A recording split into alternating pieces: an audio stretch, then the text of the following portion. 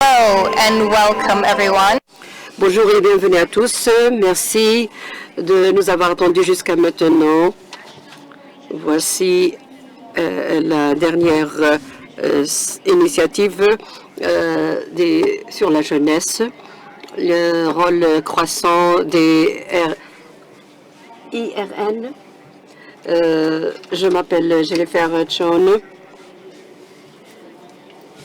Je suis secrétaire du Forum d'Asie et d'Afrique. J'ai l'honneur de modérer cette session.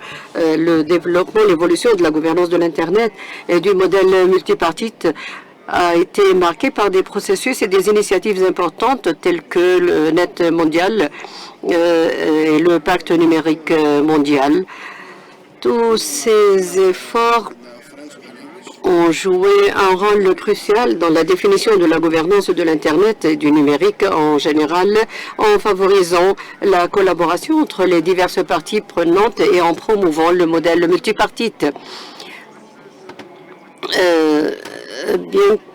Bien que les impacts au niveau local puissent être moins visibles à l'échelle mondiale, ils n'en sont pas moins importants. Les communautés locales connaissent des changements dans la qualité de l'engagement multipartite et la mise en œuvre du modèle. Ces changements au niveau local sont essentiels pour l'efficacité globale et l'inclusivité de la gouvernance mondiale. At the local level are essential for the overall effectiveness and continuous adaptation and improvement and evolution in the multi-stakeholder practices as we know it. Through exchanges in the community, we have gathered over 174 national regional initiatives. This panel will address the pivotal discourse that happened at these local grassroots level and how this has shaped the evolution of internet governance and the multi-stakeholder model. We have with us here an illustrious panel and more online and in the room as well, who will bring you through all of the good discourses by each region, by each initiative. A little bit of housekeeping. Of course, with the diversity of our panelists and also speakers, please do remember to use your headset. I will now turn to our first esteemed speaker. I'll give you a moment to put on your headset.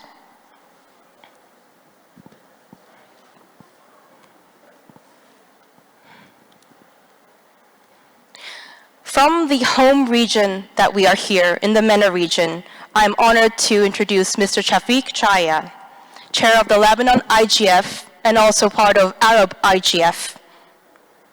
In the 20 years of WSIS, where do we stand with respect to internet governance processes and the multi-stakeholder approach? Thank you, Jennifer. Thank you. Good afternoon. So I'll speak in Arabic. Assalamu alaikum. I'm honored to be part of this discussion today and to share with you the important role played by the national and regional initiatives, NRIs, in discussing the governance, intergovernance in the MENA region. This is not just narrative about governance, it is a transformation story and development story where the MENA region is witnessing notable transformation from conventional governance into more multi-stakeholders governance models should focus on the conclusiveness and flexibility and cooperation. The global WSIS has laid the foundation through the governance principles of multi-stakeholder, and the different national initiatives and regional initiatives has localized these principles and harmonized it to fit with the needs of the region.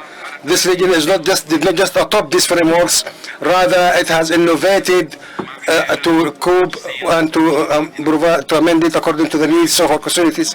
What really inspires us today is that how this dealing between the conventional models and the multi-stakeholder model became major features of such transformation, such increasing momentum within these governance processes and the United Nations to achieve the balance between two approaches, encourage the stakeholders to adopt innovative governance models, which such models are not competing anymore. They are integrating and complementing each other. These national initiatives and regional initiatives became major pillars in this process, whereby it plays the bridge which links between the different dialogues, multi-stakeholder dialogues, and the high-level decisions-making process, and this initiative contributes to empower the stakeholders, including the governments, technical community, private sector, academia, civil society, to work effectively to address the national priorities and regional priorities and to achieve the joint and the common goals. The increasing amount of these national and regional initiatives in this region, such as Lebanon Internet Governance Forum and the Arab Governance Forum, or North Africa for Internet Governance Forum, and many others, reflects the concern by the stakeholders to promote comprehensive and cooperative governance. Today, we will come including the Saudi Internet Governance Forum as a new national initiative, which gives more momentum to these different initiatives and promote and push forward the common regional priorities forward. However, such initiatives, national initiatives and regional initiatives, does not work in isolation or in silos. They are complementing initiatives from different stakeholders, such as the activities by the tech community, which are represented by the RICC, ICANN, and ISOC. There are, for example, a group of network operators in the MENOC, and we have the Middle East School for MESEC, and we have meetings, roundtable meetings, government roundtable meetings, and the programs designed for the countries according to their needs, and many other initiatives. All brings together the stakeholders to build the capacities through providing the technical expertise and exchange of knowledge. And such activities ensures the integration of technical aspects and operational aspects of the internet within the global and with the wide discussion about the internet governance, which promote the ecosystem of the internet. At the end, while we are looking forward within the 20 years since the organization of the first OASIS, we can today see the progress achieved so far. However, we are still at the beginning of the road to build a framework for the internet governance that will be flexible, resilient, inclusive, and ready for the requirements of our digital future. Thank you so much, Jennifer.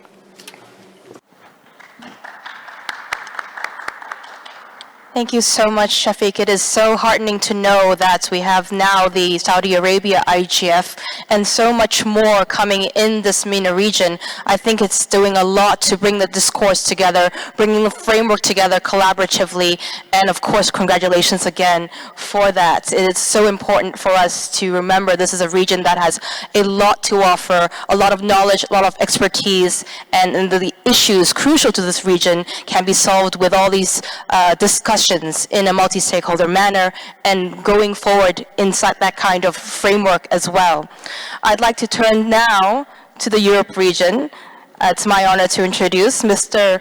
Giacomo Mazzone, part of the European Dialogue on Internet Governance, EuroDig, and also Italian IGF. I know currently we have an ongoing targeted consultation on internet governance targeted by the European Commission.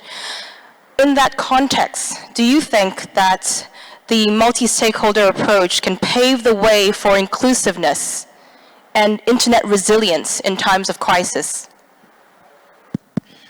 Yeah, thank you. Thank you for giving me the floor. And I'm a member of the board of EuroDig. I'm collaborating with the Italian IGF, and I'm Secretary General of Eurovisioni. All roles that are part of this dialogue that we are constantly doing in Europe. In Europe, after the lesson of the war, we have understood that we cannot go by a single nation, but we need to go through a permanent dialogue. And so we have created two institutions that are pivotal for us. One is the European Union that embraced 27 countries, and the other one is the Council of Europe that cover all of Europe. So through this two institutions we have learned in the last 60 years that we have to go through consensus and trying to reach common positions. This started in a multilateral way, but then since 40 years this has been enlarged by both institutions to civil society, to academia, to industry, to all the components of society, because most of the process need to be built on consensus. Thanks to that, we are trying to tackle, as was the question, that how we can, if this help to build internet resilience in time of crisis. For instance, we had the European elections in June this year, and we were all afraid that it could have an impact for the use of artificial intelligence as a support for disinformation and trying to undermine the credibility of the elections. Then has been put in place a certain number of actions that have been able to give us the possibility to go through this election without having so much impact. For instance, there is a regulation that says that the platform need to enforce as soon as possible the things when they are signaled that there is something going wrong. So the hard regulation is in place. Then there is moral suasion regulation and co-regulation, that is the code of practice has been put in place with the platform signed with the European Commission. That means that the platform, even if there is not a crime that is going on the platform, but there is something that could be harmful, they have to behave and cooperate. And then there are, this is not made by Ministry of Truth, but is made in cooperation with fact-checkers that are grassroots organizations and the traditional media that signal when there is a problem and the problem then could be solved. This proved to be an efficient way to work, and in fact the attack, there has been many attacks, but there's been under control, and they didn't harm too much the election. This, now currently, just to show you one of the model, how it works, the model, we have now to decide as European what will be the European position, and the nations that are part of the European Union and the nations that are part of the Council of Europe position in the UN next year for the renewal of the mandate of the IGF and the WSS forum. So what the Commission has made, there was an initial position of the Council that says we need to have a common position, and this principle need to be defended. The multi-stakeholderism, the integration, the cooperation, the non-fragmentation of the internet, etc. And then a consultation has been launched just 3 weeks ago and will end mid of January.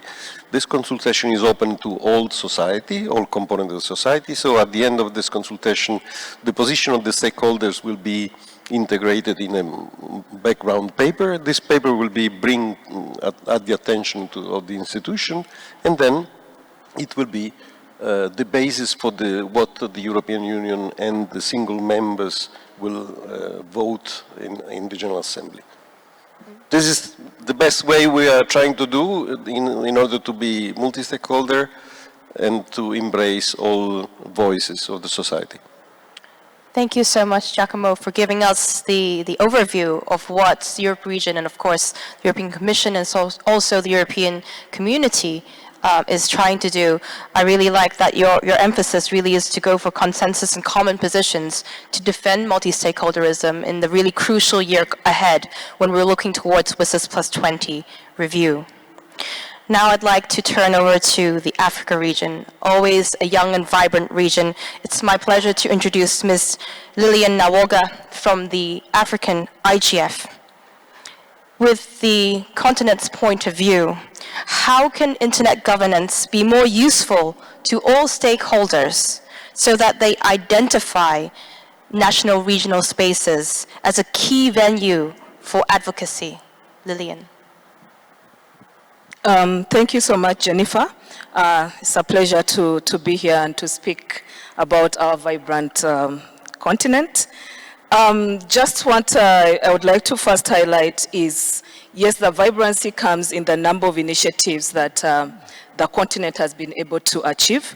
To date, we have approximately 36 national initiatives, and we have 5 regional initiatives representing the North, the East, the West, Central, and South. And in all these processes, we are seeing the vibrancy of the community. We are seeing the multi-stakeholder approach coming into play. We are also seeing capacity building. So when we are looking at how can we make stakeholders, how can we utilize internet governance as a space for, NRIs to be doing advocacy, I would say this comes from the vibrancy that we are seeing in the communities. But the one thing that has been able to be identified is the need for capacity building. And what we've seen is we've seen quite a number of regional schools, national schools, and continental schools. I think at the regional level, every regional IGF within Africa has a school on internet governance, and that is the beginning point. At the continental level, we do have the Africa School on Internet Governance, and this has been a space for building capacity of different stakeholders, and it's not limiting to, say, civil society or academia or private sector or government. It is inclusive and it follows a bottom-up approach. And what I can say, I'm a beneficiary of the AfriSIC when it launched in 2013. So you can see where I am today, and we've seen quite a number of different stakeholders from government. So for us to say, how can we use this space? First, we are looking at capacity building. But the most recent initiative where we saw a gap was in how do we get our legislators to pass inclusive policies and understand, issues on internet governance, and hence the Africa Parliamentary Network on Internet Governance was introduced, and I'm sure there's quite a big delegation from, members of parliament from Africa who have benefited from this. So the approach here we are taking is we need to look at this at all, from different angles. If we are to say that internet governance, the entire ecosystem, how do we start with policy? We build the capacity of the stakeholders, the legislators, but also try to open it up for different actors. The other thing that I would like to mention is we need to be able to develop and track outcomes, because when we started many years ago, the internet governance space was looked at as, a talk shop where we come and talk things. But recently, we've been able to, every meeting produces a key outcome document. I think the next step right now is to be able to be able to track and see how these are being implemented at country level, at regional level, and this will be able to kind of, use this space as a key place, for advocacy for the different stakeholders in the NRIs. Thank you. Thank you so much, Lillian. I think you're doing my job for me because it's a beautiful, perfect segue. I really like your emphasis on capacity building. Africa as a continent is young and vibrant, and we need to bring the young people with us. We need to bring other stakeholders who need to be in the space, in the internet governance discussion spaces, digital process discussion spaces, to be able to understand first the concerns and the issues from the community, and also what internet governance is all about.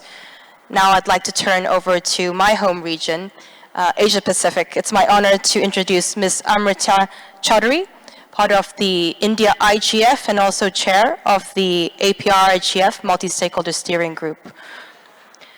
In the APAC context, which voices should be in the model at the national, regional, and I guess local level as well, and how can they be effectively brought in?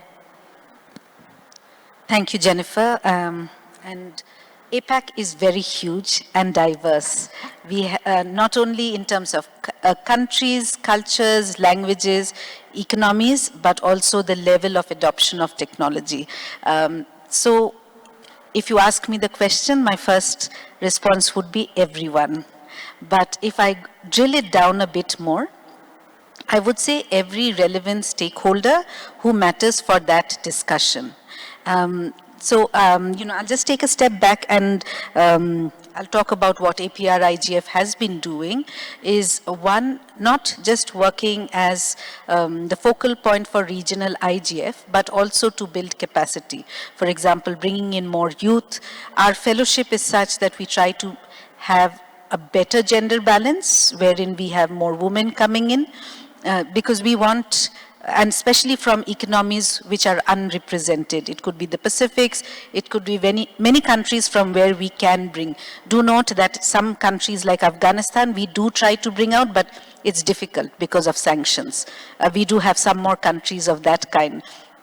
We also try, the other thing which is important is to assist the national IGFs or youth IGFs in the country, and that's something which we feel is important because you could not only have the discussions at a national level, but also get some essence of what is important for that region, which can feed in when we decide things, especially in APAC, in our APR IGF's themes and sub-themes, and also drill down the important things. Because, for example, many times the national IGF, for example, may not know what the contemporary internet governance discussions globally are, which, for example, the Asia-Pacific regional IGF can know, like what's happening in the GDC, which edition of the text is going on, what is concerning. So we try to demystify those, pass it on to the community members who are already involved, because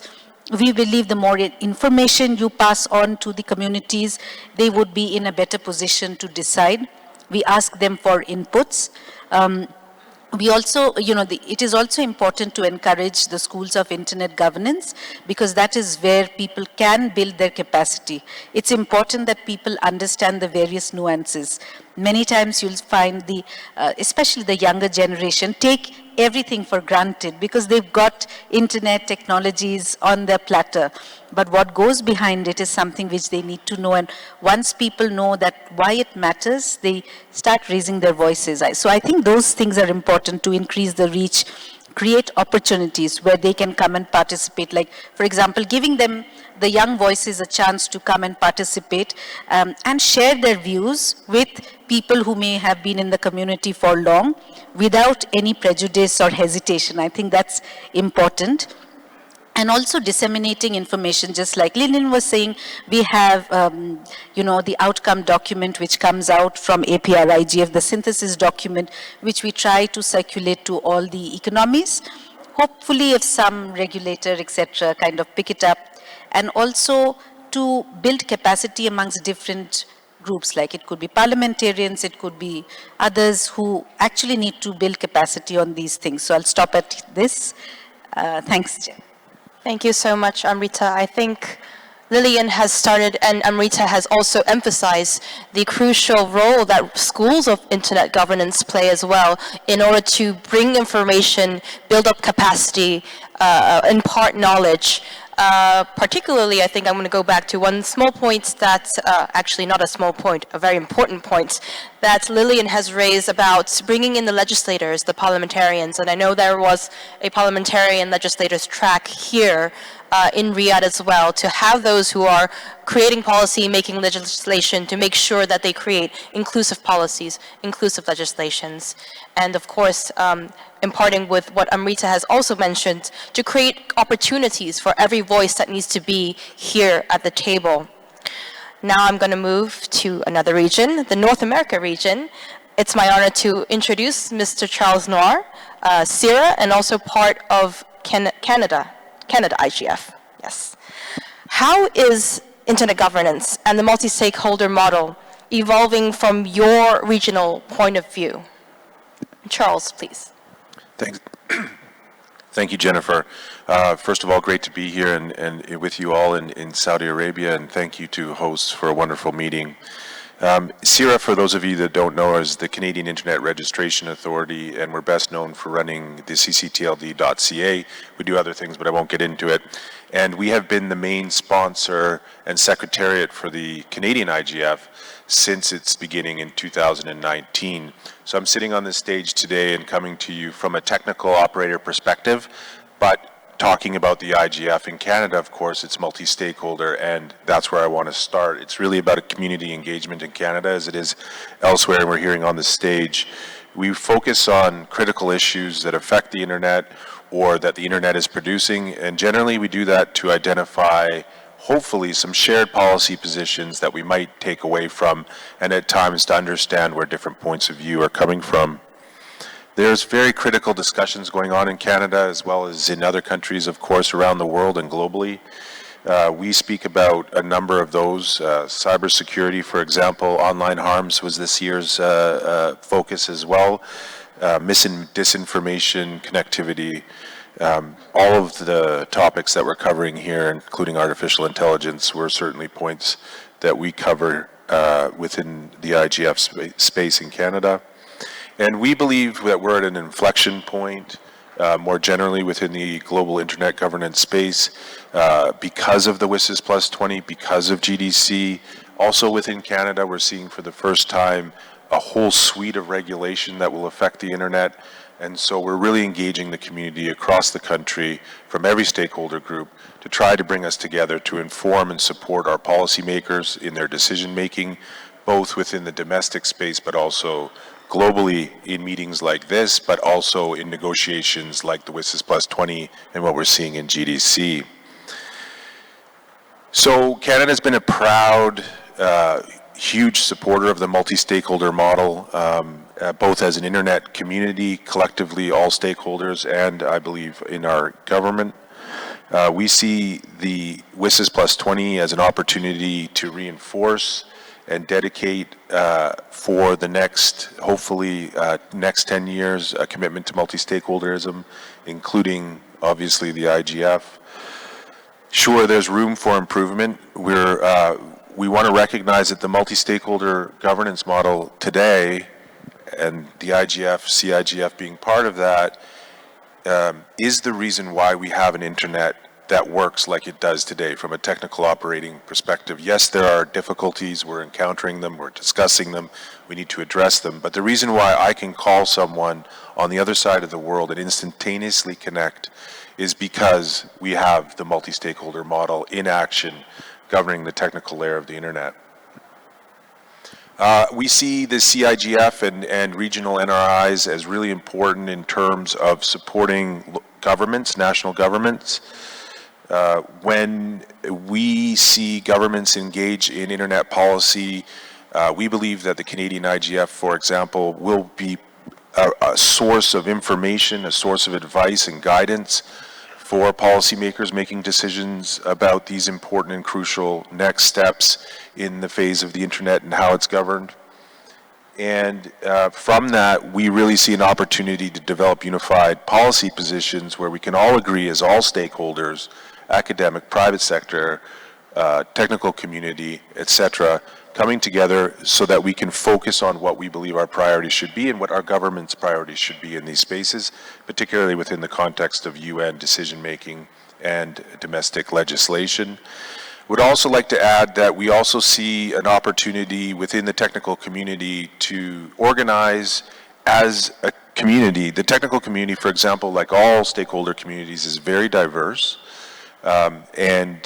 We've worked with about 29 other technical operators around the world in every continent in coming together in a coalition called the Technical Community Coalition for Multi-Stakeholderism, TCCM. And again, we see that as an opportunity to coordinate globally, and it brings roots out of the IGF spirit and out of the notion that we're coming together as a stakeholder group to represent common positions that we believe should be considered in global negotiations. That some of that was exemplified in our input within the GDC context.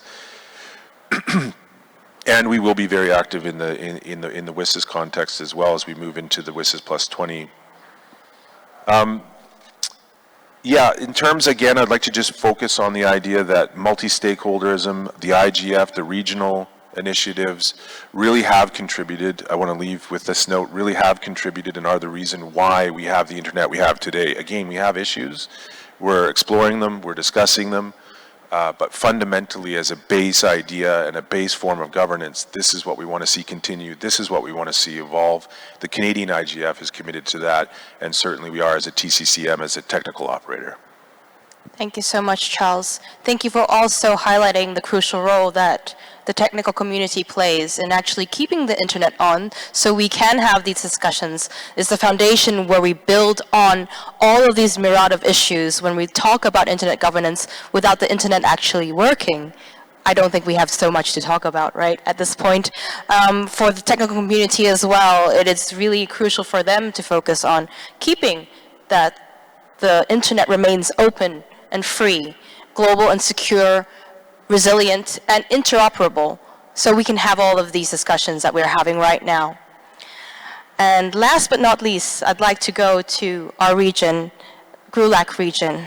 It's my honor to introduce Ms. Lillian Chamorro from the LAC IGF. I'll give everybody a little moment to put on their headsets. So Lillian, what is the impact of Net Mundial Plus 10, WSIS Plus 20, and the Global Digital Compact process on internet governance and the multi-stakeholder model? And how can we use all these principles to advance them? Hola. Bueno, muchas gracias. Thank you. I'm going to speak in Spanish. Thank you so much for the invitation. Thanks, Jennifer. Thanks to the Secretariat and all my colleagues present here.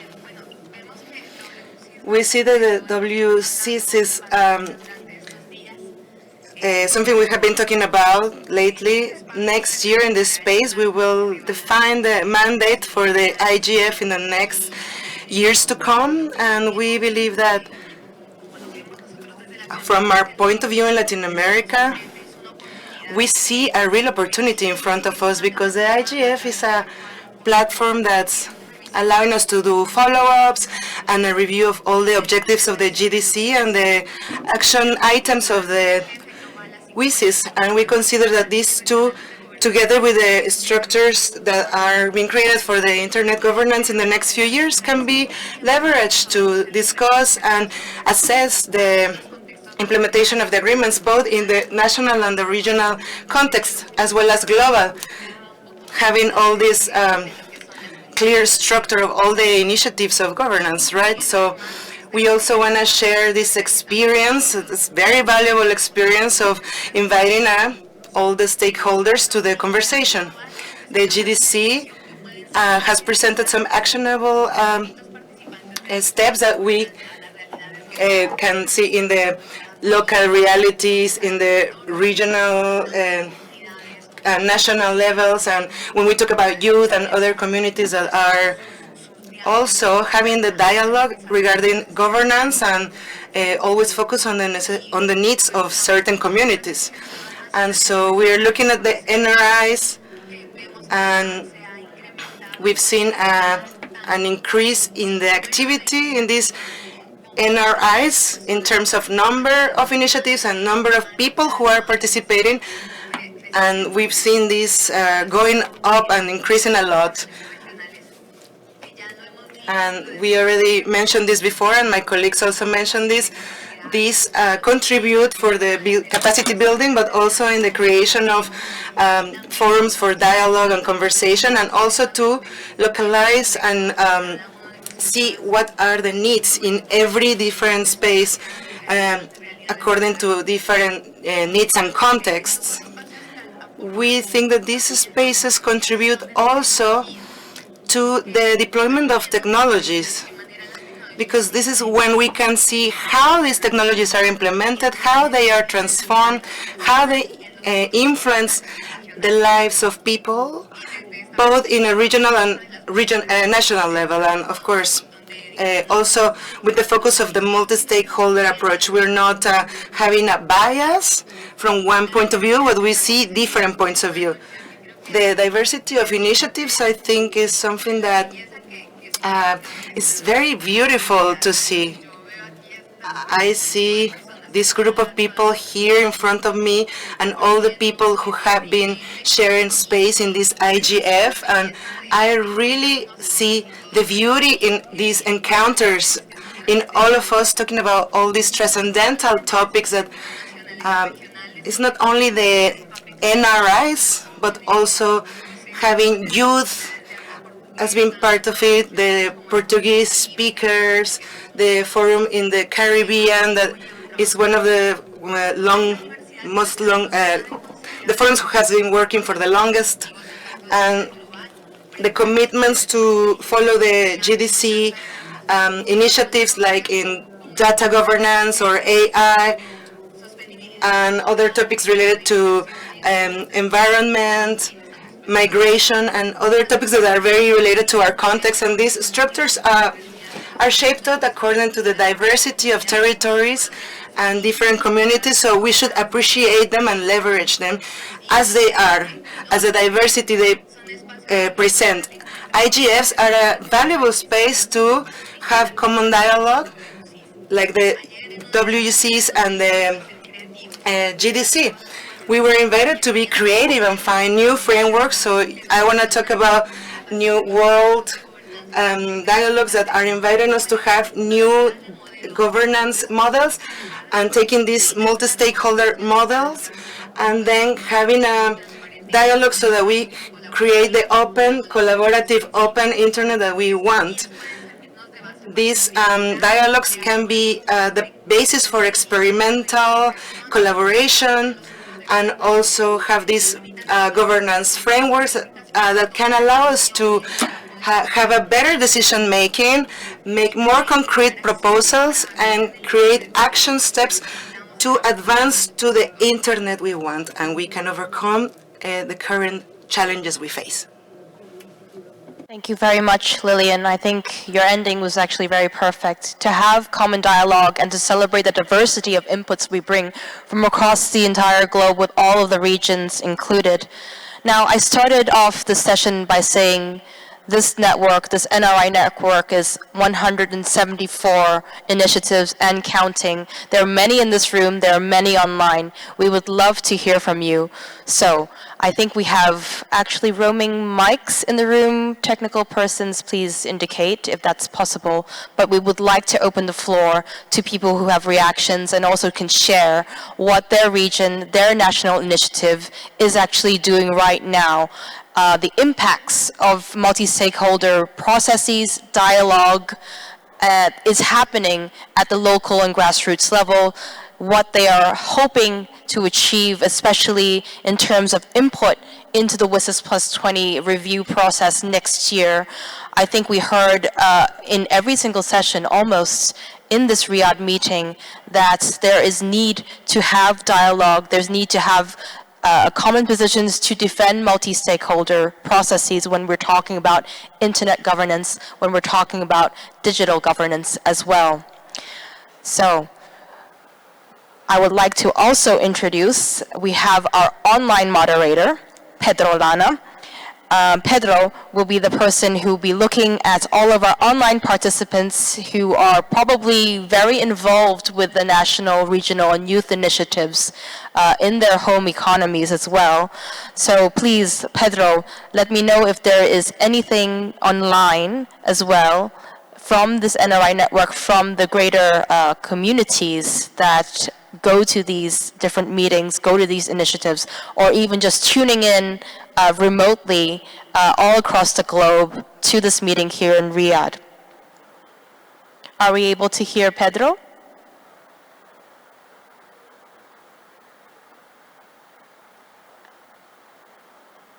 If we're not able to hear Pedro, I will come back to him.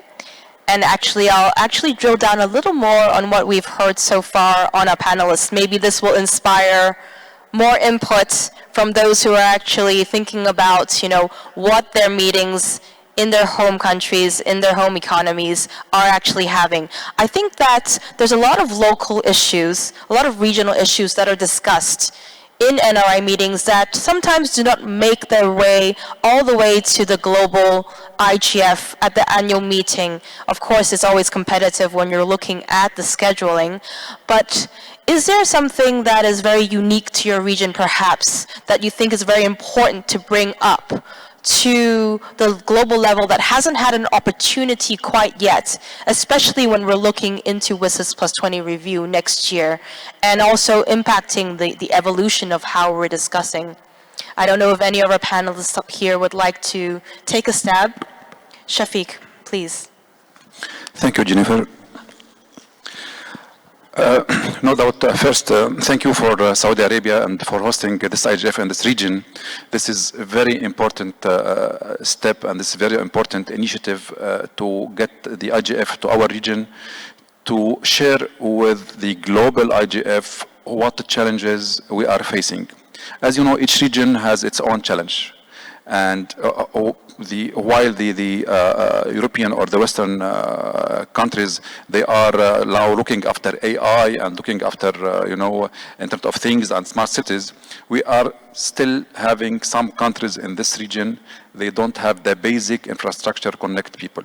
So our priority is to give the connectivity to these people to connect. We know from the ITU that there is still 2.6 billion unconnected people, and most of them are in Africa, which is our the region nearby.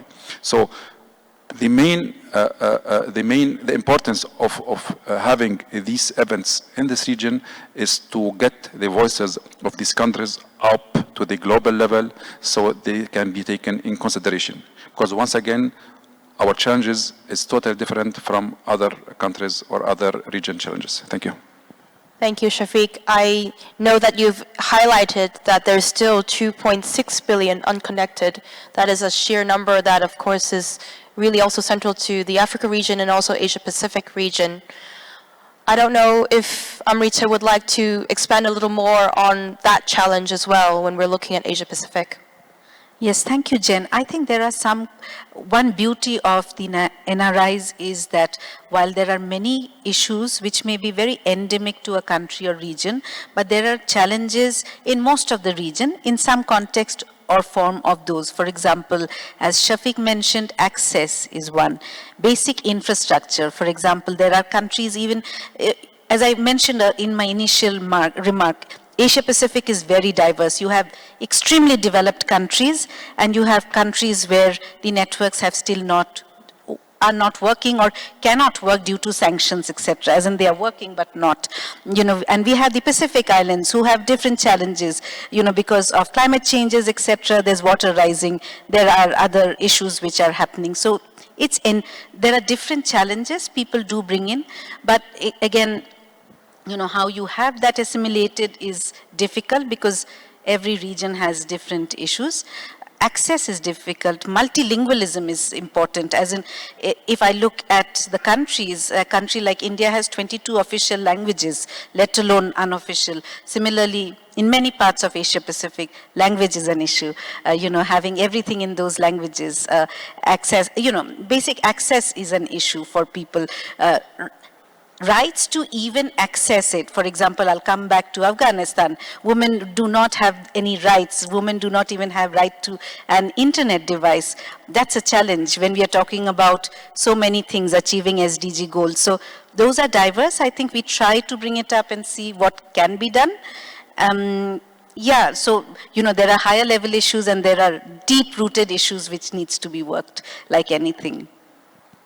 Thank you, Amrita. I like that you brought up also multilingualism as a challenge and also a strength in the diversity of the languages that we're allowed to speak. I know here we have translation in the 6 UN languages, so you heard Shafiq speak in Arabic and you heard Lillian being able to speak in Spanish. And for myself, 我很幸会可以用中文跟你们讲话。And I just said I'm very lucky to be able to use my language, Chinese, to be able to speak to everyone. But that is not the case for every single language that you see on, that's represented by the people you see here on the panel. And I'm sure many, many more in the audience. I know that we probably in the audience, because the light is now shining into my eyes and I cannot see your faces, but there must be many NRI and youth initiatives representatives from Francophonie countries who do have a lot to contribute and input on. And I urge you also to raise your hand if you have inputs that you would like to make during this National, Regional, Sub-Regional Youth Initiative main session to share with us your issues and how internet governance, and especially the multi-stakeholder process, has evolved discussion in your home economies. And of course, we welcome you to speak in your language, in French as well. I'd like to now go back again to see if we're able to unmute Mr. Pedro Lana, who is our online moderator. Yes, Jennifer, can you hear me? Yes, we can hear you. Pedro, please go ahead. Perfect.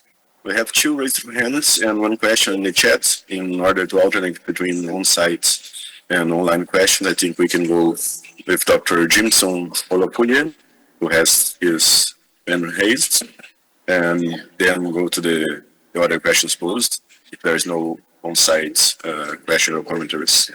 Can I go in that direction, Jennifer? Yes, we can take the online interventions. I see some hands up, so Pedro, I'll allow you to unmute them, or tech can unmute them, and please have your, you can moderate the online inputs, please.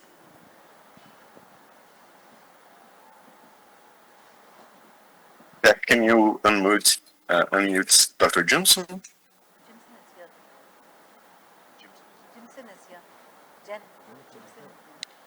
I see Jimson actually in the room, so. Oh. Yes. He is online and in the room, which is amazing, and we all are as well. Jimson, please go ahead.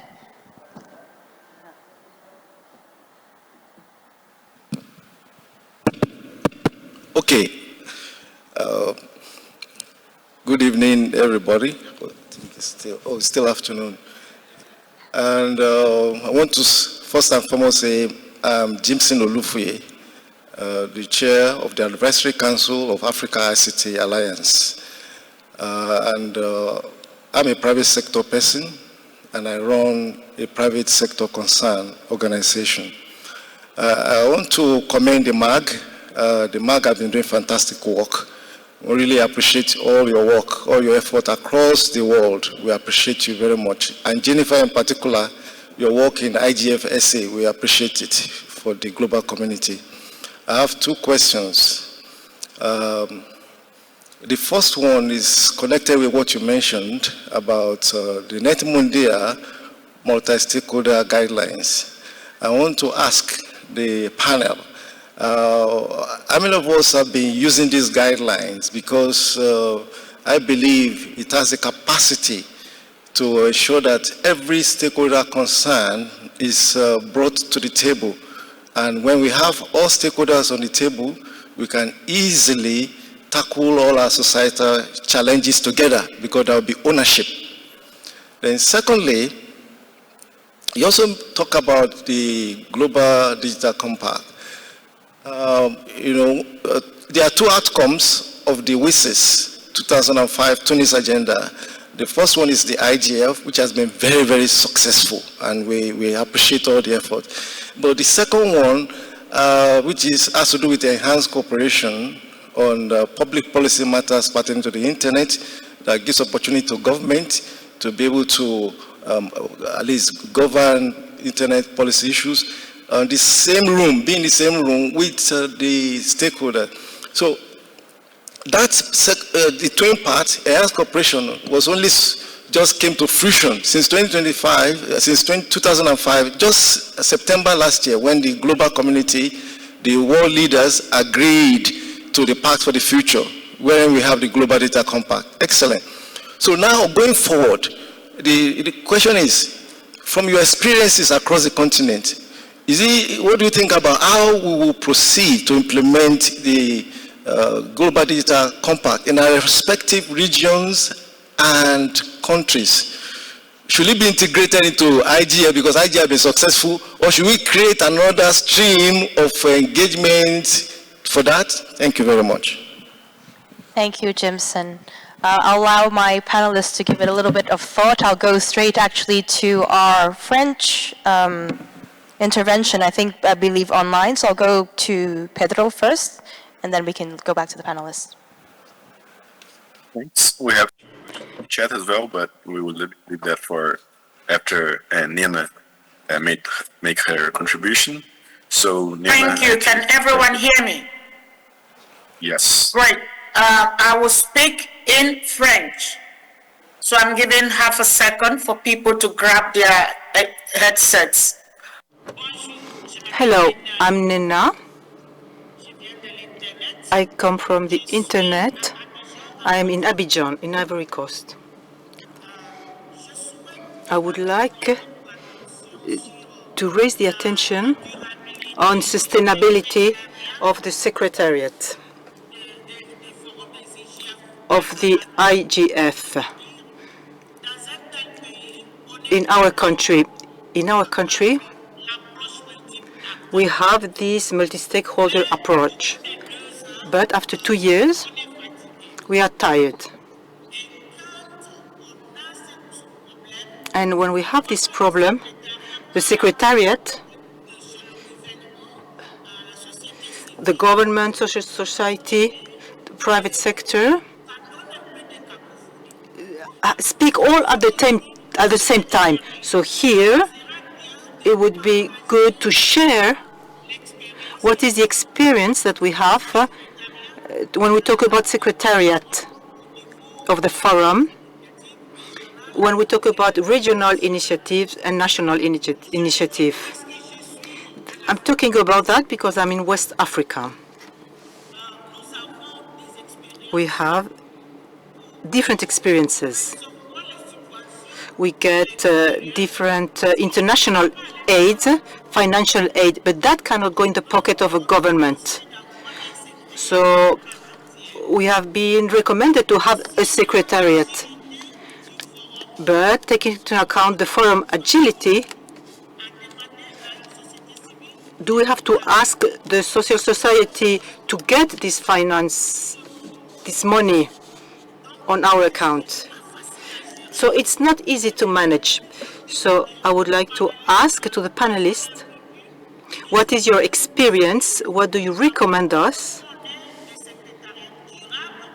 to have a sustainable secretariat, and also to have a body who could get this aid, this monetary aid, to support our activities in the framework of the capacity of different capacities of the Secretariat in the framework of the forum. Thank you very much. Thank you, Nana. I think I speak for, well, I will presume to use my moderator prerogative to say that those of us sitting on the stage are no more experts than those of you here in the room. I already hear questions about how regionals or even nationals will look into implementing all of the different things recommended in the Global Digital Compact. I heard about the question about have we used the Sao Paulo guidelines coming out of Net Mundial Plus 10 and how have we done so? And then finally from Nena we heard the importance of the sustainability monetary, the financial sustainability of the IGF Secretariat. I see there is a line at the podium, so I'll go straight to our next speaker. Please introduce yourself. Thank you very much. I'm Nigel Casimir from the Caribbean Telecommunications Union. We've coordinated the Caribbean IGF since 2005. And basically, Jennifer, to respond to what you asked about getting experiences from around the world, the Caribbean is part of the GRULAC, and Lillian did mention the CIGF in her presentation. But basically, just to say, the challenge we have is the Caribbean, whereas the AP is large and diverse, the Caribbean is small and diverse. You know, lots of small countries, restricted resources and so on. But just within the Caribbean, there are 4 different language groups. I myself am from more the English-speaking language group, and notwithstanding we have a Caribbean Internet Governance Forum, we have had participation from some of the other language groups, but it has been to date in English. In 2025, we propose to have, we plan to have our 21st CIGF in Cuba, which would be a stretch for us, and we'd be learning, but it would be a more inclusive type of an approach. So we'll probably have a bilingual CIGF for the first time. And then beyond, say, regional communities of interest, we've also reached out to other communities of interest, like we are all small island developing states, and we have started a liaison with small island developing states around the world. The Pacific in particular has been our most reliable partner to create a small island developing states IGF, and we've had two sittings of that so far. Of course, that has tended to be more virtual than in person, but it helps us to share our experience with small island development states around the world who maybe don't have all the resources to investigate all of these internet governance matters and so on.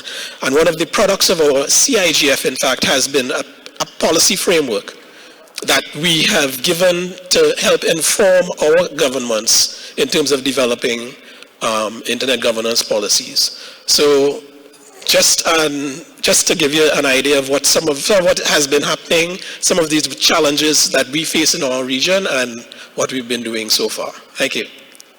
Thank you very much, Nigel, especially in highlighting that there is a small island developing states IGF, so SIDS IGF, looking at issues that are very unique to these states, and also congratulations for the next edition being in Cuba. I'm sure that it's going to be very interesting and very rewarding to have a regional meeting there or sub-regional meeting there as well. I'm going to pause to see if there's any online interventions. I don't see any hands, so I'll go to our next speaker in the podium. Thank you, Jennifer, and thank you for organising this important session. My name is Annalise Williams. I was the 2024 Chair of the Australian Internet Governance Forum.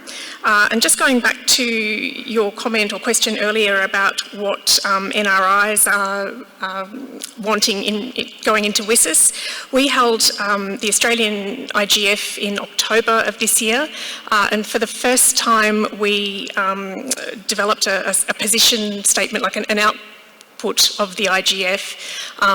It was drafted by the committee. We put it out for input from stakeholders, and it was adopted by consensus at the IGF. And it is a position statement on what the Australian internet community wants from the WSIS process. We called on the WSIS review process to adopt meaningful multi-stakeholder processes consistent with the Sao Paulo multi-stakeholder guidelines. We called on the Australian government to ensure the full participation of Australia's multi-stakeholder community in Australia's national preparations for the WSIS.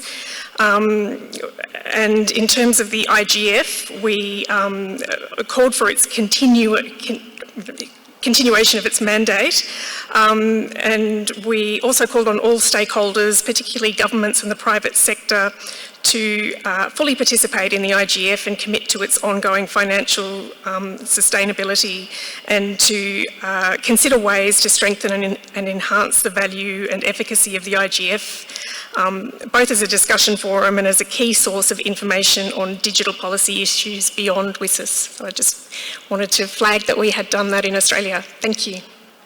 Thank you, Annalise. I think it's really important to highlight all of the different national meetings that have looked into this, and it's really good that the AU-IGF has had this output document looking specifically at WSIS plus 20 inputs, and also how the Sampala guidelines can be utilized, and also how the GDC or implementation of parts of it can be looked at for the Australian community. I'd like to encourage also all of those participants in the Pacific IGF, so to also input as well. I know there are many, many issues near and dear to your region that are not reflected and are quite unique to the Pacific region as well. I'd like to take a look to see if we have any more online. I don't believe there are any new hands up. I'd like to go to our next speaker at the podium. Bertrand, please go ahead. Thank you. Good afternoon. My name is Bertrand Lachapelle. I'm the Executive Director of the Internet and Jurisdiction Policy Network, and I'm happy to have been one of the co-initiators of both the European IGF, the Eurodig, and the French IGF. One, I find fascinating that from the bottom up, the IGF has transformed into what is today a network of IGF. And so the annual global IGF is actually the global gathering of the network of IGFs. And we should flip the thinking and not see the IGF as proliferating at national level, but we should consider that the global meeting is the moment where the input coming from the IGFs at the national and regional level can be clustered and analyzed together, so that, like a respiration, it goes back to them afterwards. The second thing is, as I mentioned in the previous session, the IGF at the global level, but Nena was mentioning that it is a problem at the local level as well, is usually caught in a catch-22 situation between the lack of resources and the difficulty to articulate an ambitious vision, because if you don't have the resources, it's hard to have a vision and implement it. But if you don't have the vision, you cannot muster the resources. And in that regard, as Charles was mentioning, I want to give credit to, in many parts of the world, the local country code level domain, CCTLD operators, who have been instrumental, not the only actors, but instrumental sometimes, in providing not only financial, but logistical, and in large part substantial support to the local IGFs. And I would like just to put on the table the fact that, as ICANN is basically the global tax collector for the management of the domain name system and the global public resource, the more it can do to support the global IGF, the better. But the final point I want to make is, and I'm glad to have the opportunity to do it here, is that there's one topic that we will all have to address next year, which is what is the expanded, renewed, but also revised mandate of the global IGF, and what is its further institutionalization. And for that, I suggest, and I would be happy to have the feedback from people on the panel if they're willing, I think having an engagement of the NRIs in a consultation during 2025 on what do they think should be the process to move beyond the question of reconduction or not, but to address really the question of what is the next institutional step for the IGF would be an amazing approach. And I would be really looking forward to seeing what the local and regional IGFs have to contribute to this discussion. Thank you, Bertrand. I'll pause very quickly to see if there's any 2 reactions from the panels from all the questions we've heard so far. Yes, thank you.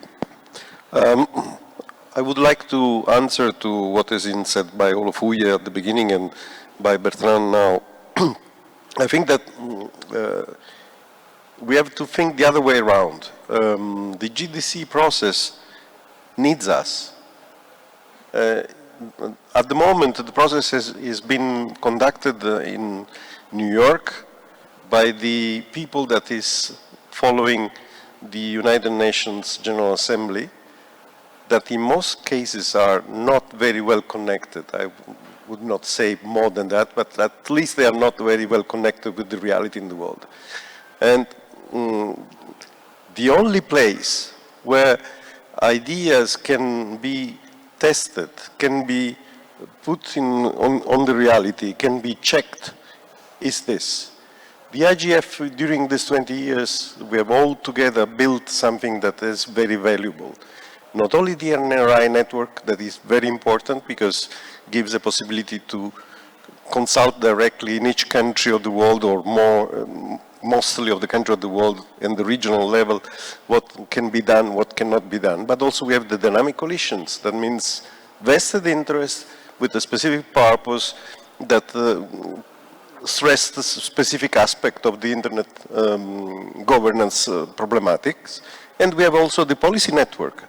Policy network, not only because I'm chair of one of the policy network, but the policy network is a place where you can grassrooted collecting best practices that exist, and this best practice can be eventually used to contaminate the rest of the world. So we have free tools that are the only one that can bring down to earth the principles that are in the Global Digital Compact. If this will not happen, then will be another negotiation in New York about international treaties that are trying to regulate something. You remember Gulliver Travels? The people that were up in the world, in the sky, and they were not seeing the earth, and they were deciding for the earth. They need us. We need this. We have just simply to remember them. Thank you. Thank you, Giacomo. I think Amrita had a very quick response as well, and then we'll go to Pedro online. Thank you so much, Jen.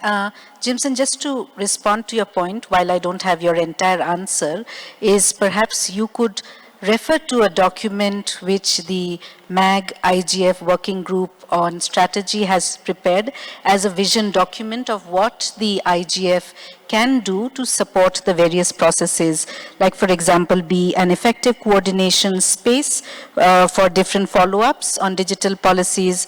The policy network on AI is already having a lot of discussions, so it could be further enhanced. So not only for Jimson, the others also could look at this document which talks about what the IGF could do and how it can strengthen and how it can help. That anyone can look at, and it's available in the IGF website. Thank you, Amrita, for stressing that publication, very recent publication of the working group on strategies document. I'd like to go to Pedro, who has some interventions from online. Thanks, Jennifer. We have two questions and one comment that were made through the chat. The first one is from Julian Casabuenos from Colombia IGF. He is asking, what recommendations will you highlight from your local experience to bring the results of your discussion to governments and decision makers? We also have a question from the IGF Ghana Hub. What strategies can NRIs use to involve underrepresented groups such as women, youth, and marginalized communities in digital government? Then we have comments by Wisdom Donkor. He says, to resolve the capacity issues of the IGF Secretariat, the party should focus on increasing financial resources through diversified funding and grants, enhancing staffing via recruitment and secondments, and strengthening operational capacity by upgrading infrastructure and outsourcing non-core functions. Staff capacity can be improved through training and knowledge-sharing programs, while community involvement can be boosted by leveraging volunteers, interns, and partnerships. Streamlined governance, stakeholder feedback mechanisms, and advocacy efforts to promote the IGF's mission are essential to secure broader support and ensure the Secretariat can make its growing demands effective. Then we have another two comments, but we will leave that after the on-site participations.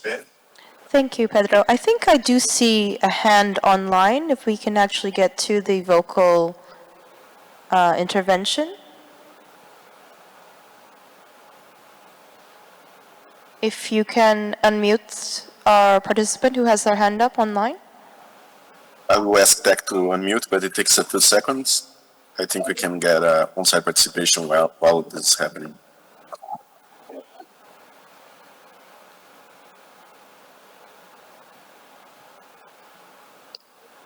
Hello. Yes, please go ahead. Hello, I am Sumit Boite. I am not on site. I am online participate all event fully participate in good webinars. So internally problems of mic of voices. So I am only events participate text and necessary event to participate in mention create event STD and GDC. But he have now admin support body in today. So I yesterday to permanently delete in events. But I have to achieve to I am create CRI and I can register in members in UN and fields. So participate on good debates and unlikely is involvement much enter the room is unlikely they favor in text. So I not participate in full line, but I good remark to all events and debates. Thank you all to introduce to myself. Myself Sumit Bhutte, I am UN and UO Iran membership, but I like to sport. Thank you. Thank you very much. And I think we'll now turn back to the participants on the floor. I do see that there is a line. Our next speaker, please.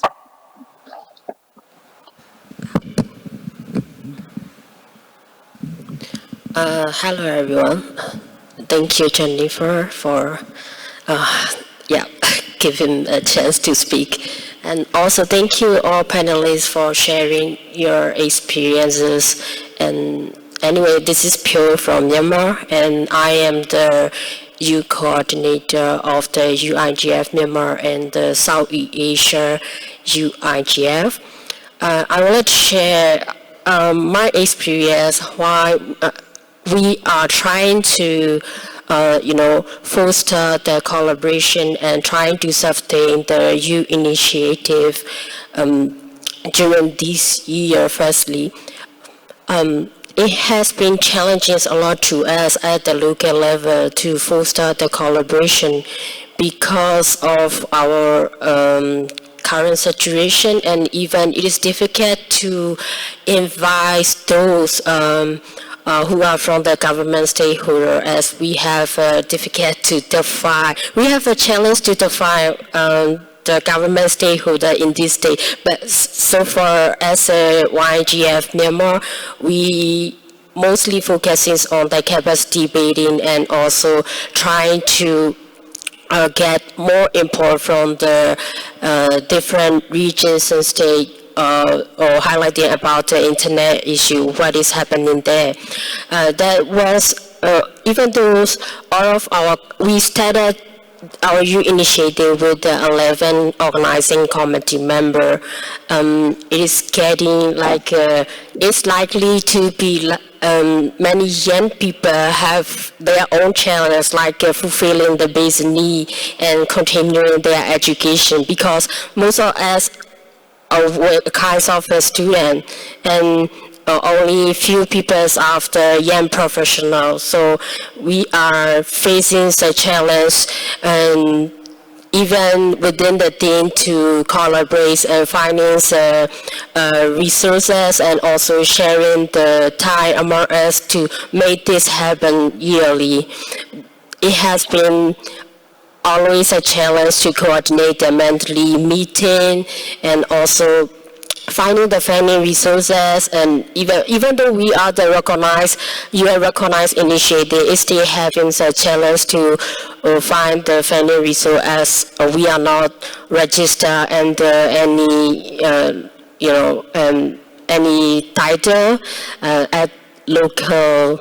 And also, when we try to initiate like a sub-regional U initiative, the problem is very clear that we already have Asia Pacific YGF. We wanted to put more concrete input and feed into related to the internet cases and issues what are happening at the sub-regional level as well. For that purpose, we try to gather the organizing committee member, and this year we could make and establish very first and foremost South Asia IGF Forum. Luckily, with the support of the United Nations IGF Secretariat and also South Asia IGF Secretariat, as well as other supporters like IGF-SA, we could smoothly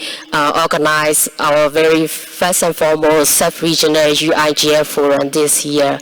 But so far they are still having the challenge like for fostering the collaboration among the EU community in the South Asia region, because maybe because of this is our very first year, and we need to think about what would be the best way to approach the other country like the Malaysia, Laos, and also Vietnam to invite you committee member on board in our committee. And that would be great if someone who are from this country are also attending at the UNIGF right now. We will be happy to talk more about our collaboration for next year. Thank you. Thank you, Pio, for bringing to light how difficult it is for many in many different parts of the world to even meet, to be able to discuss these issues. Thank you for also highlighting that Youth IGF in Myanmar is still very vibrant and they have their meetings. And congratulations to the Southeast Asian Youth IGF for their initial meeting. I think both Jimson and several others, including Pio, has mentioned the IGF Support Association, which allows for some seed funding to give to initiatives just starting out, to be able to meet, to be able to have platforms to meet. I am going to go to the next person in the floor, our next speaker, and then I will go to Pedro online. Please go ahead. Thank you so much, the panelists, for your talk. And my name is Naza, Dr. Naza Nicholas Kirama from the Tanzania IGF. And I would like to make a few interventions. Number one is that the NRIs is a grassroots part of the global IGF. And we are making a lot of progress in terms of organizing, bringing the all stakeholders together to not only do policy dialogue, but also to engage in some critical actions that we need to do as use cases. And I would like to invite every single NRI that is present to start engaging the NRI network in collaborative projects that can highlight our work in terms of policy and actions that we need to do at the grassroots level. That would be my intervention, number one. Number two, it's not easy sometimes to bring all the key multi-stakeholder together. I'll give an example of Tanzania, where I come from. It has been taking a while to to bring all the key multi-stakeholders in terms of actually having the critical discussion on the issues of infrastructure, digital services, and so on and so forth. We don't have to be discouraged when at times we reach out to stakeholders and they don't come on board. We have to continue our work because our work, I know it is a noble work in terms of making sure that what we are doing on the ground translate to the global IGF discussions that we are having today. Number 3, I would like to give an example of the progresses that we are doing in Tanzania as NRI. We are taking several initiatives as Tanzania IGF. Number 1 is we are working with government of Tanzania and other multi-stakeholder within our space to form various working groups that are necessary to continue the progress that we have had in Tanzania. For example, in Tanzania now, our population is about 63 million people, and those who have been connected online are about 30 million or so. Roughly half of the population is connected. But we still have challenges of, for example, having affordable and meaningful internet access. This kind of work requires all key stakeholders to work together, to collaborate in order to be able to solve these challenges. There is a saying in Africa that it takes a village to raise a child, and this is very, very true. It takes multi-stakeholder cooperation, multi-stakeholder collaboration to make sure that we connect everyone to digital opportunities online. So I know the NRIs, just like Tanzania IGF, we are doing a lot on the ground.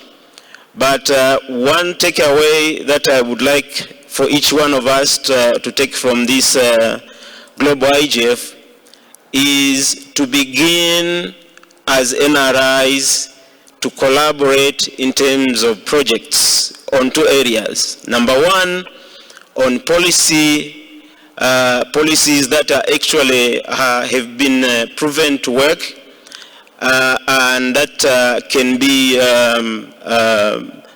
replicated within our NRI spaces. And number 2 is to do and to collaborate on projects that are doable, that we can be able to do. For example, our Tanzania IGF has been working with the Internet Society Tanzania chapter on a project called Tanzania Digital Inclusion Project, where we've been able to train about 7,000 girls on STEM. We have been able to connect about 800 citizens to affordable and meaningful internet. And 10 schools have been connected to broadband internet. And also with the same kind of project, we have been Thank you, Nazar, so much for telling us all the good work that Tanzania IGF is doing, and of course your takeaway for that, that it takes a village to raise a child, it takes multi-stakeholder model to make all of this work. I'd like now to turn to Pedro, who has several comments online. Pedro, please. Yes, I will read 2 of them. I also noticed that Net Mundial and the São Paulo guidelines were mentioned, and I believe that we have 2 people that were involved in the work on site, on the line. Just mentioned that to Jennifer. But first, the comments that were made on the chat. The first one was from Peter King Foye, convener for the Liberia IGF.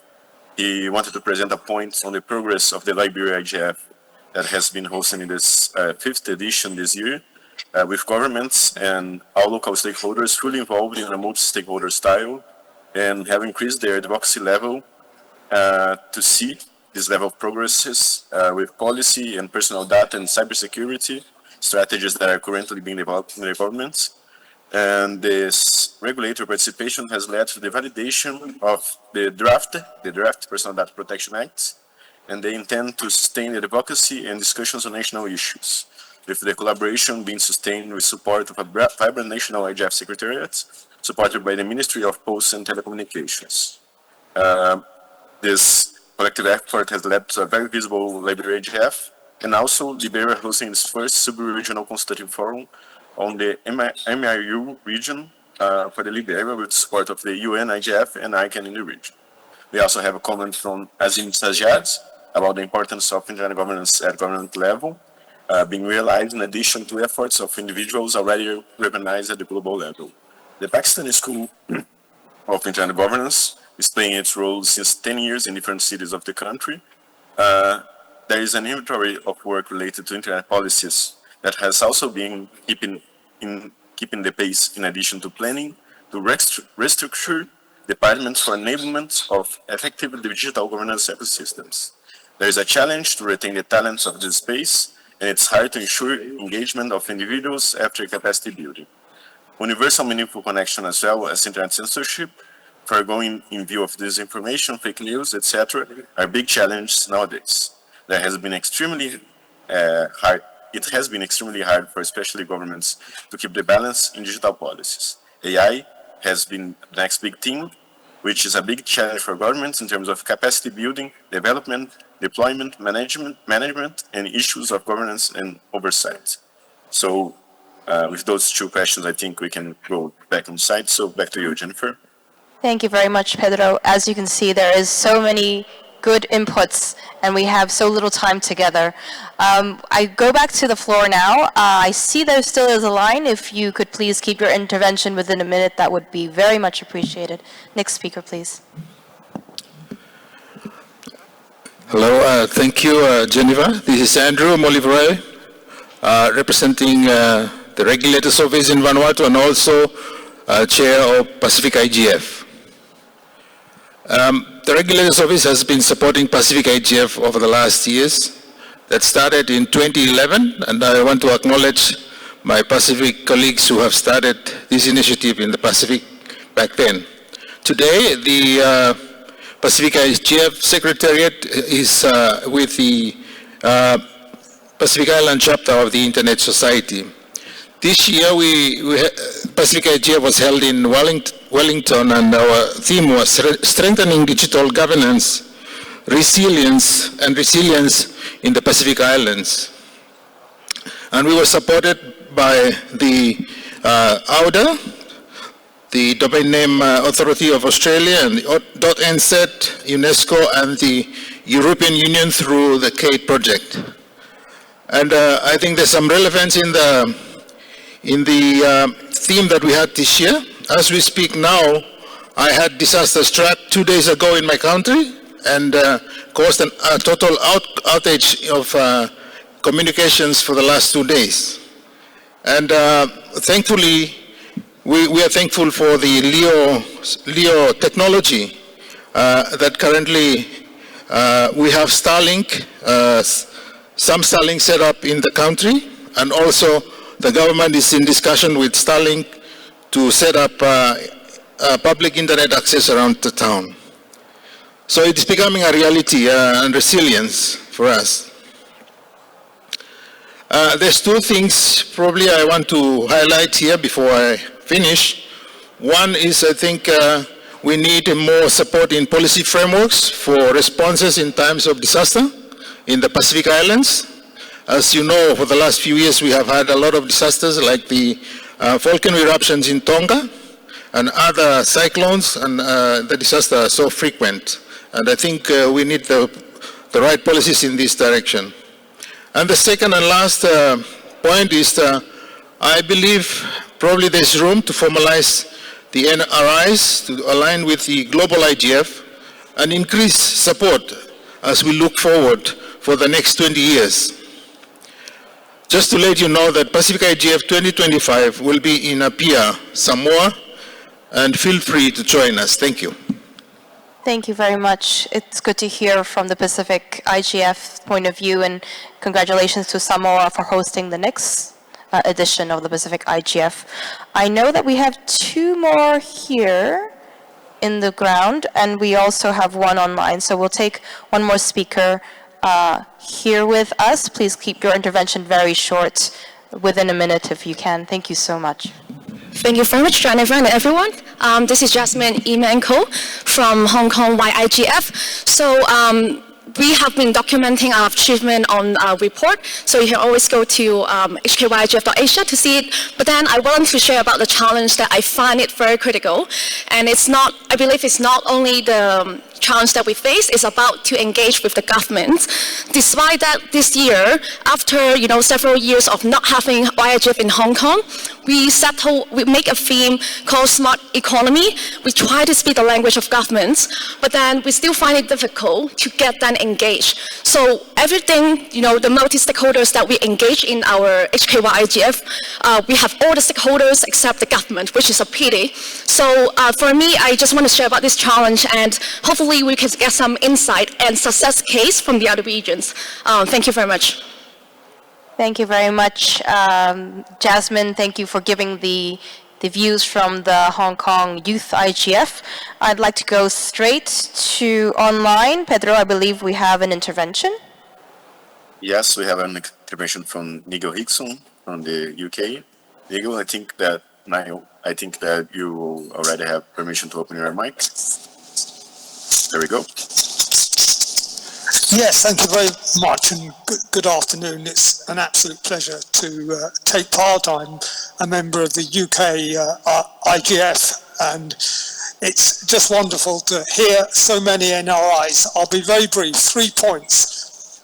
I think the Global Digital Compact has set us on the right path as we go forward, recognising the immense value of the IGF. We need to build on that in the WSIS Plus 20 process, and we should take nothing for granted. It's a new debate. Secondly, the UN IGF has done such immense work. I think it should be credited with a longer mandate, a mandate that extends beyond 10 or 20 years. It has so much to contribute to the internet debate. Thirdly, the NRIs need to be recognised in the WSIS Plus 20 resolution that's adopted. The NRIs are the legitimacy of multi-stakeholder processes. The NRIs are an inspiration, and they need to be recognised for the tremendous work they do in bringing people together to have discussions and coordinate and contribute to the challenges and opportunities we have today. Thank you. Thank you, Nigel. In the interest of time, our last speakers here in the ground, please keep your interventions within 1 minute. Thank you very much. Thank you so much. I'm Ahmed Farag, chair of the North African IGF, and allow me to make my intervention in Arabic. Peace be upon you all, ladies and gentlemen. I'm very proud today about 2 things here. We are an Arabic country that actually is hosting this IGF. This is the second time, if I remember very well. I think Egypt was there. It was in Egypt, the first one in 2009 in the North African IGF. We have a very good position there. We are actually cooperating with a lot of entities in our countries and in the northern of Africa. The Arabic participation here that we see, that is an excellent one. In fact, it is very good, really, as I said, it's a good preparation, and that it is hosted here in an Arabic country, and so that too, and all the works that we are doing to unify our efforts. My friends here, Dr. Shafiq Misharik is a participant. We have organized a forum before this forum, in fact, to prepare for the Arabic participation. In the Forum for the Youth of Africa, we have challenges, we have dreams. We try all the time to enhance the people of concern. The most important thing is the programs of capacity building. We try all the time trainings all the time at different times, like cybersecurity and marine technology and other technologies, and also bring the internet to school, and there will be also different other efforts. We also give trainings for women and youth. Also, we have an idea to give trainings also for the elderly, so that to make them aware of these new technologies and to make them a part of this digital world. All these dreams that we are dreaming today, we have an obstacle, big obstacle, that is the financial obstacle. Let me thank everybody, IGF and IR and others. They are trying to help us through their programs, but all the time with these dreams that we have here or elsewhere, it is the monetary issue all the time. Thank you very much. شكرا جزيلا. It's very, very important. Our final speaker on the floor, if you can keep your intervention within 1 minute, that would be so much appreciated.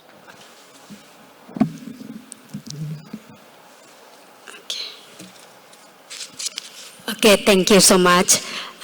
Before I start ask my question, let me introduce myself. I am Mary Henrica. I am from Timor-Leste, and I'm one of a fellow IGF fellow. And here, before I start my question, here I also want to say thank you to the IGF to give me the opportunity to attend the IGF and to give the opportunity for the Timor-Leste people also to attend the IGF. Okay, this is my question. Timor-Leste right now doesn't have a local IGF, so how can we establish an IGF in our country? And what we need to prepare first to have our own local IGF in our country. Thank you. Thank you so much. Welcome from Timor-Leste, coming here to the Global IGF. If you need information on how to start an IGF, please contact the IGF Secretariat. They will be more than happy. We would be more than happy to help you. Now that we are over time, I would like to remind everyone, we are still keep taking in all your inputs. Please send them to the IGF Secretariat so all of your inputs can be captured for this session as well. I'm going to end with, of course, all our speakers in reverse order this time. So, Lillian, the one key takeaway, 15 seconds each. Please, Lillian.